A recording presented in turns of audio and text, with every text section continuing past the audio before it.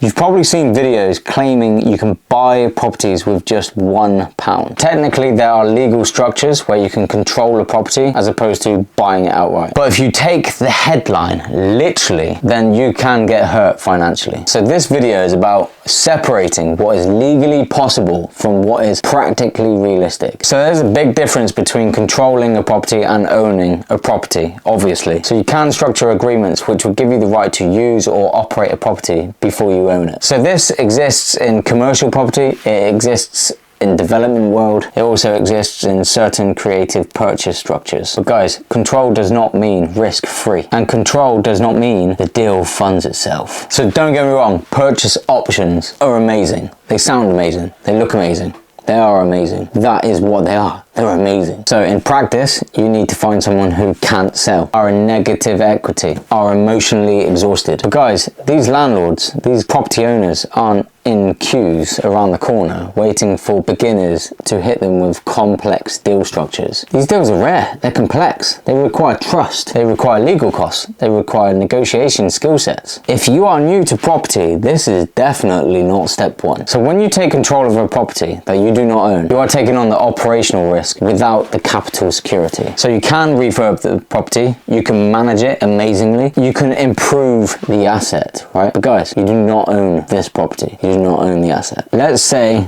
the seller or the owner defaults on their mortgage. What if they pass away and the estate disputes the contract? What if they remortgage incorrectly? These are just a few examples. Then your position becomes complicated very fast. In my opinion, creative purchase strategies are advanced tools. They're not beginner strategies. Beginners need simple deal structures, fast feedback loops, not something so complex in terms of legal terms. So the more complex the deal, the more experience you need to manage that risk. And with purchase lease options, they're rare. You're not going to get the experience to handle that because it's not so repeatable. So the real lesson behind these videos is not buy houses for £1. The real lesson, which I agree with, is ownership is not the only way to win in property. You absolutely can create income without owning a single property. You can build cash flowing businesses quite quickly, then move into a position of ownership if that's what you choose to do in time with experience and an established stable business. So I agree with that. That part is absolutely true. But pretending is easy is exactly how people get burned. So if you're starting with limited capital, your focus should be on finding deals on a repeatable basis where you can get more experience, move faster, then learning how to negotiate, then creating cash flow, then proving you can run operations. Once you have experience and credibility, then you can go on and explore more creative strategies which aren't as simple, and it's as simple as that. So my take is don't chase the clever strategies before you've even mastered the simple ones. The people that win are the ones who can repeat boring processes consistently.